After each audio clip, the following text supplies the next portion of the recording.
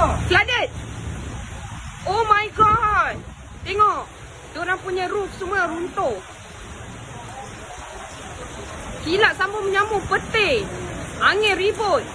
Diorang punya pasar malam runtuh. Nampak semua runtuh, pecah. Macam mana tu? Kepo mak jin kau kepo ke depan. Nampak? Semua pecah, tombang.